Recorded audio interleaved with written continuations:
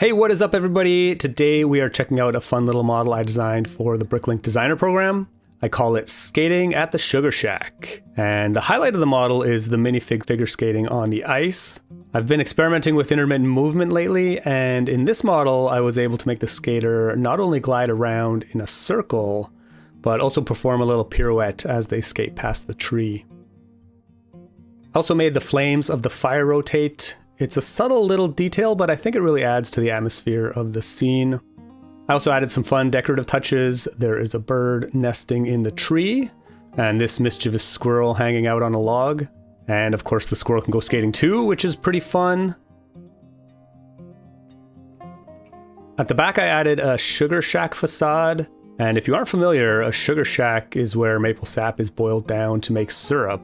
And if you ever visit one, they do this amazing thing where they pour hot maple syrup onto snow, which hardens it into this delicious toffee-like candy, which is what I have displayed on the counter here.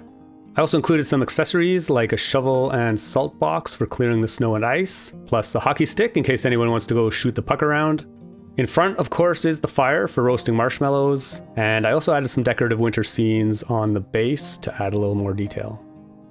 So, how does it actually work? I've taken the model apart here, and we're going to add the mechanics back in to see how they work together. The skating mechanism is built on this large gear plate, which can rotate freely.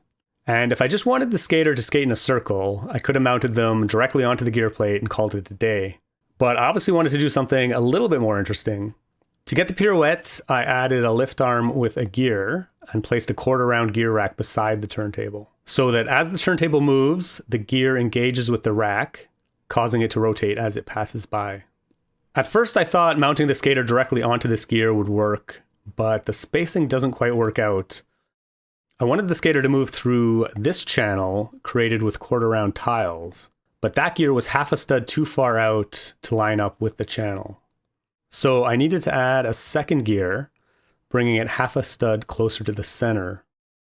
This also happened to reverse the pirouette direction, which I actually think looks better, as it now rotates in the same direction as the turntable. With that all sorted out, I could build up the ice surface around the skater. And I added some other tiles to fill the channel, which have to be connected to the turntable so that they rotate along with the skater. For the flames, I have 4 8-tooth gears mounted in a 2x2 grid configuration. And they are connected using axles with studs on the ends to attach the flames. And this is how the flame assembly fits into the model.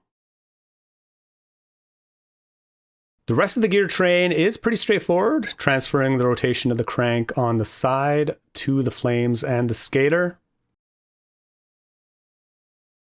And that is pretty much all there is to it. As I mentioned, this model is part of the Bricklink Designer Program, and the crowd support stage is happening right now. If you like it, head on over there to give it a like or a love. There is a link in the description. I think it would be pretty cool to get more mechanical-oriented models through the program. I had a lot of fun designing this model, and I'm really happy with how it turned out. I hope you like it as well. As always, thanks for watching, keep on building, and I will see you in the next one.